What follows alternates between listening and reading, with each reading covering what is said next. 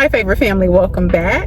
If you're here for the first time, my name is Clarice and I'm the creator of Favorite Stationery. So I've decided to make Your Family Doesn't Like You a series. This is going to be part 2. So many people resonated with this video, and so y'all know I had to keep going. So today we're going to be talking about moving on after betrayal.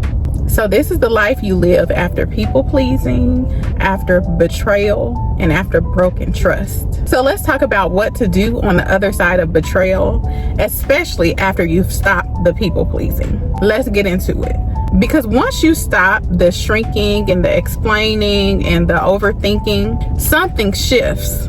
So here is where you start to see people for who they are. You start to see them clearly. And let me tell you, not everyone survives that clarity. Okay. So when you stop people pleasing, you don't just lose comfort, but you lose the illusions. And you really begin to notice the amount of access that people have had to you. You know, when you were doing the over-explaining, the over-giving, the over-functioning, and simply just trying to keep the peace. But boy, when that stops, some people do not adjust to it. They resent you. And this is when betrayal often shows up.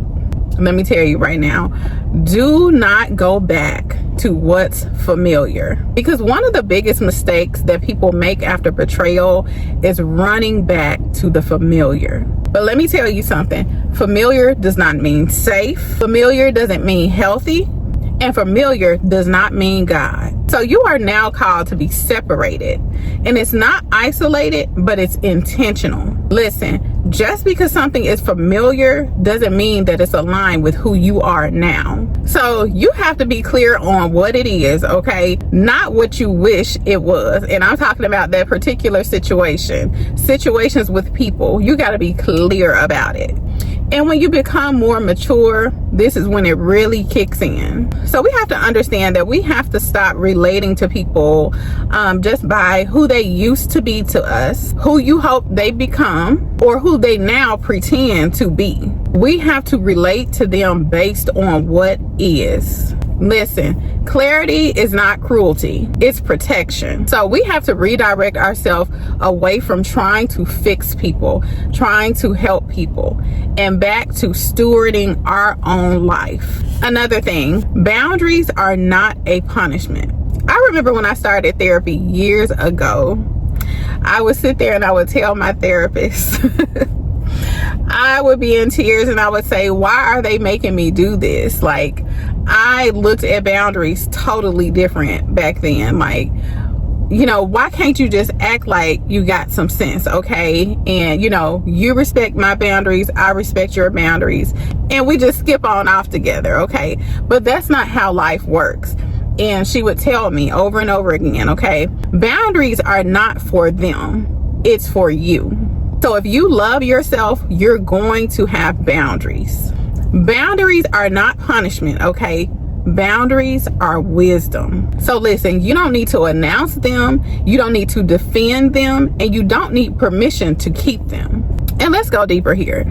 Some of these people only want closeness so that they can do a few things, okay? And you can guess it ain't gonna be good for you, okay? So they're going to be gathering information. They're trying to figure out ways to gain control. And ultimately, they just want to continue to manipulate you. A lot of these people are going to do everything but the actual work, okay? The mental work, doing things like going to therapy, not gonna happen. They don't want to be held accountable. And so you have to realize that their goal is to continue to manipulate and put their burdens on you. Go back to my thumbnail that says absolutely not, okay? We have to learn to say no and move on. And also, we're gonna have to learn to trust ourselves again. And so you may have been through a lot in your life, causing you to second guess yourself. And you're gonna have to build back up your faith. And you're gonna do that through a closer connection with God. Do not doubt yourself. And let me be clear, you are not too sensitive. You're not imagining things. You're not overreacting. You are discerning. So work on trusting yourself again. So that inner pause you feel, that hesitation, that is wisdom, and it's trying to speak to you. And don't let guilt talk you out of what discernment reveals. And listen, we are called to forgive, but you also have to be wise. Just know that forgiveness doesn't require access, it doesn't require explanation, and it doesn't require reconciliation. Because you can forgive someone and still say, you no longer get that version of me. And wisdom is knowing who gets proximity and who gets distance. And let me go a little bit further, okay? Y'all know I've been telling you the truth. Stop telling everybody your business. And when I say everybody, I mean don't tell nobody. Let's just be safe, okay? Because not everyone deserves your story. And sometimes it's hard to discern. Sometimes the closest people to you, you tell them what you got going on and you find out later on they got a problem with you too. So it's just better to keep things to yourself, between you and God.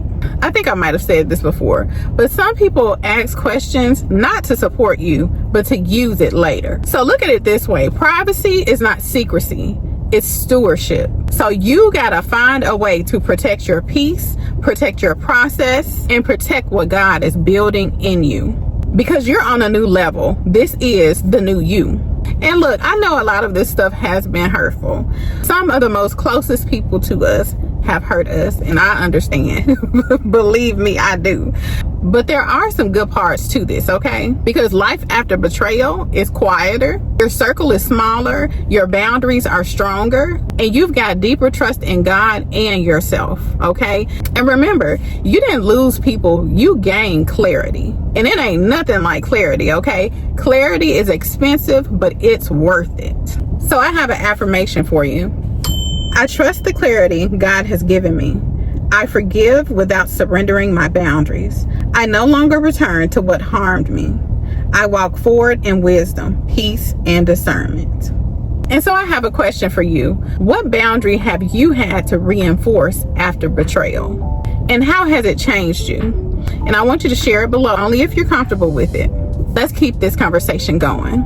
So that's it for today, y'all. Hopefully you enjoyed. I appreciate so many of you that were in the comments of my Your Family Doesn't Like You video. It resonated with a lot of people. I appreciate you. Hopefully we can continue the discussion below. I'll see you next time right here at Favorite Stationery.